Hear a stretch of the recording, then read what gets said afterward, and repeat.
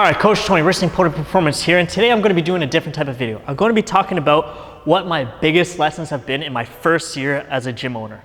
So the biggest lessons that I've learned all kind of start with bills. So bills suck. Plain and simple, bills suck.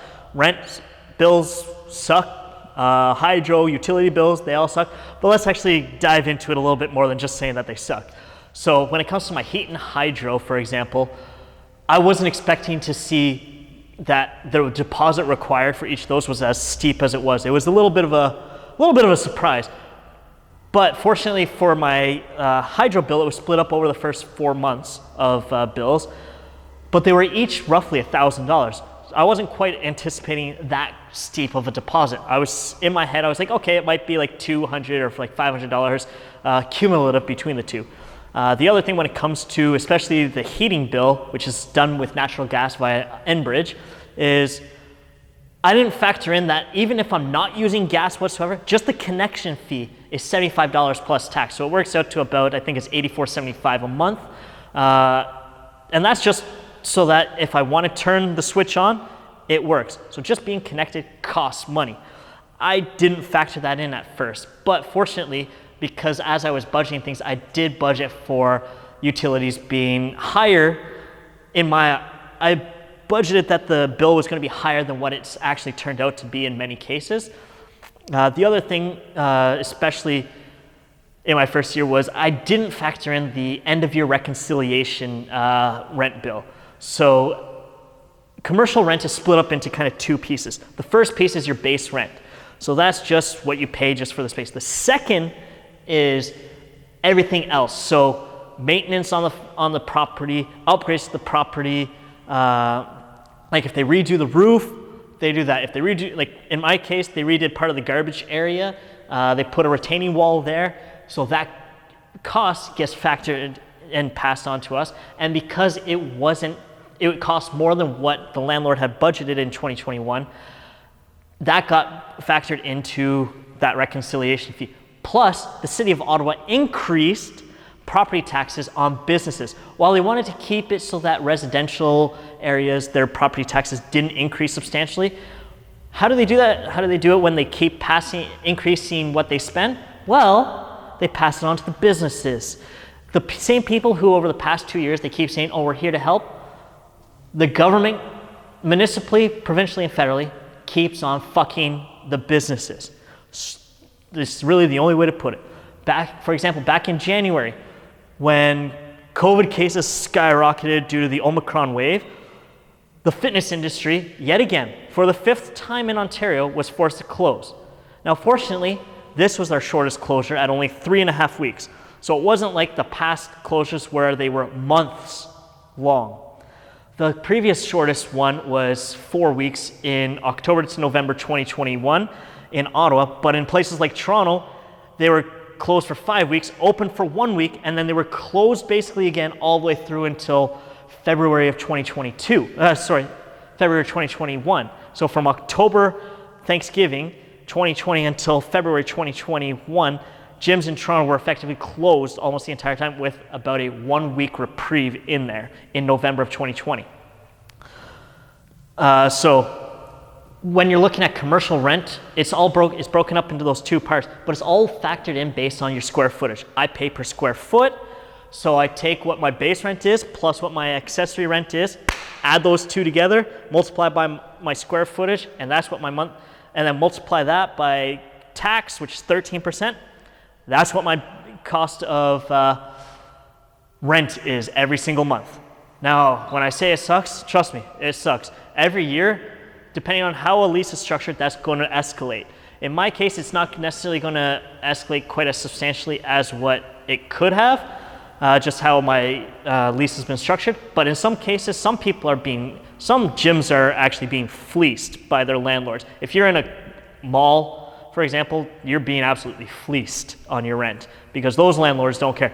I'm fortunate, my landlord has been awesome the entire time. He's transparent with everything. When we were forced to close, the provincial government did follow through on their word of covering our property taxes and utilities. I had to then get the property tax bill from my landlord, to provide to the province so that they could see how much it actually was. And I got the full amount reimbursed. And it did take a little longer than what the province had initially quoted, but they did follow through on that. So now let's take a look at some of the other bills that you don't necessarily factor in. Cleaning. I'm a one-man band in here, so I do my cleaning, but you still need cleaning supplies, the time it takes. So all that you got to factor in. Okay, how much time is it going to take? Okay, soap, Javex type stuff, Clorox. That stuff's not necessarily overly expensive, but then you got to factor in stuff like toilet paper, paper towel, spray bottles. These little costs, they don't seem like that much, but they cumulatively add up to quite a substantial amount over the course of a year, especially if you're on top of your clean. I make sure my facility is clean top to bottom basically weekly. So my cleaning costs might be a little bit higher than someone who only cleans every other week, monthly, but my cleaning costs are also going to be less than someone who has a professional cleaning service come in and do it, because I'm not spending that additional amount. One day, I will be spending that. Why? Because my time becomes more valuable than scrubbing the toilet and mopping the floor. Right now, because it's my space, I kind of enjoy actually cleaning my space, as weird as it is, because I don't actually like cleaning. One of the other big things that I learned is the government sucks. There's no other way to put it. They keep on having restrictions that seem arbitrary. They keep changing things. In one case, they literally gave us 8 hours to adjust. That was Thanksgiving 2020. But now it seems like all restrictions have lifted, and it feels actually amazing right now being able to conduct business without even thinking about it. Yes, COVID is not going anywhere. Yes, there are times when a client tests positive and they're out for a week. That does suck. That does hit the bottom line. But I've been very fortunate in that in my first year of operation, I hit profit 4 months in. That's extremely fortunate, and it's because of the clients that I have. I have to personally thank all of my clients, because I have the best clients in the world. I've had them offer to pay me when they couldn't come and see me. I had them offer to pay me more. I said no. I didn't take any additional money from them, simply because if I'm not providing them the service, I don't want to take their money. But I'm thankful that I have clients that are like that across the board. Every single one of my clients has been absolutely amazing throughout the past 2 years, and especially since I've moved into my own facility.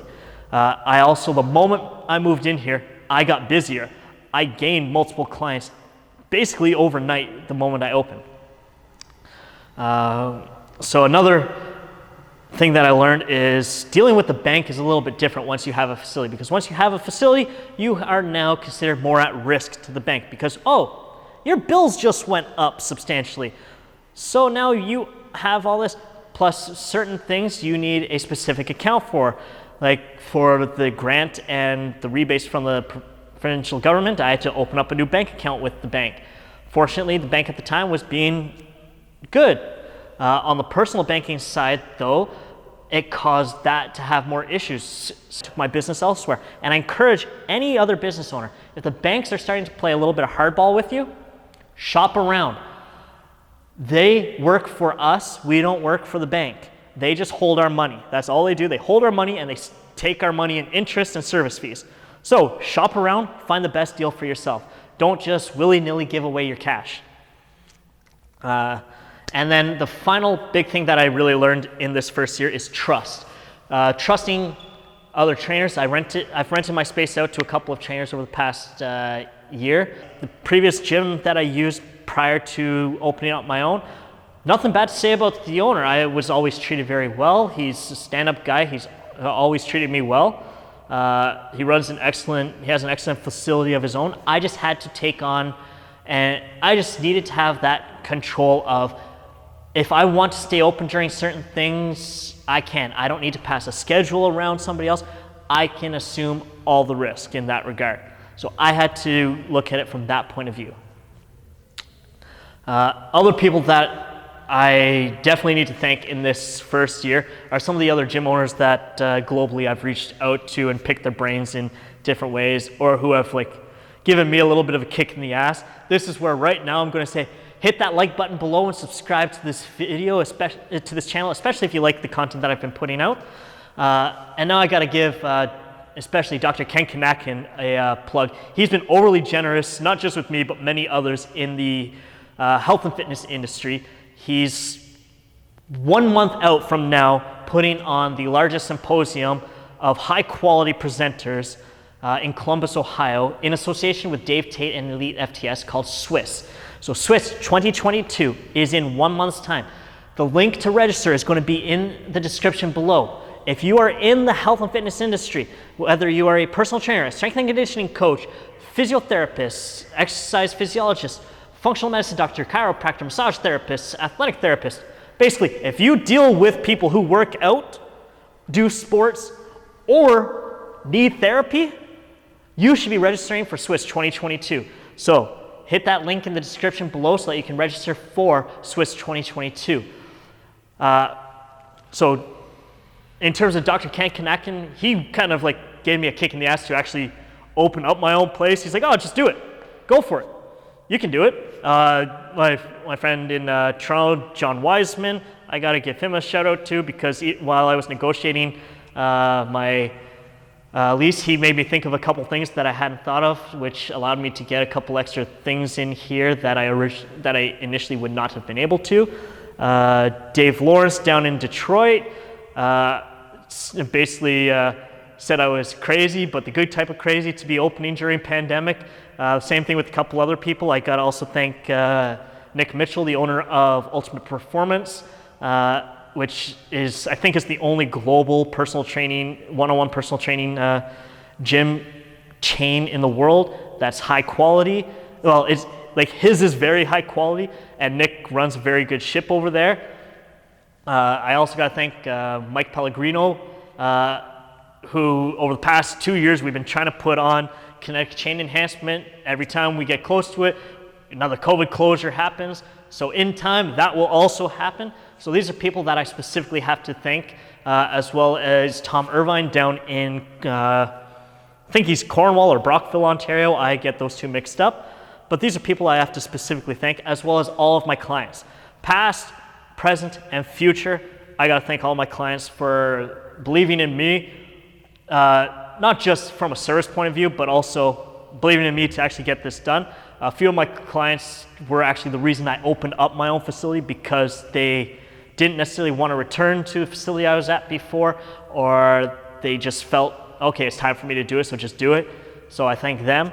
Other than that, so to other types of business owners, if you are feeling that itch to go all in and bet on yourself, take it from somebody who did it, do it. It's going to scare the ever-living shit out of you. You're going to lose sleep. You are going to have stress, but you are actually going to feel fulfilled. You will actually feel happier having done it.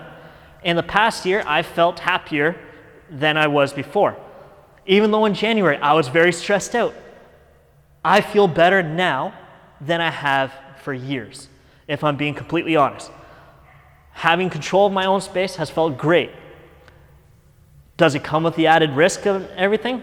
Yes. But go all in and bet on yourself. And remember, at the end of the day, it's your dreams. So Coach Tony, Wrestling Podium Performance, embrace your potential.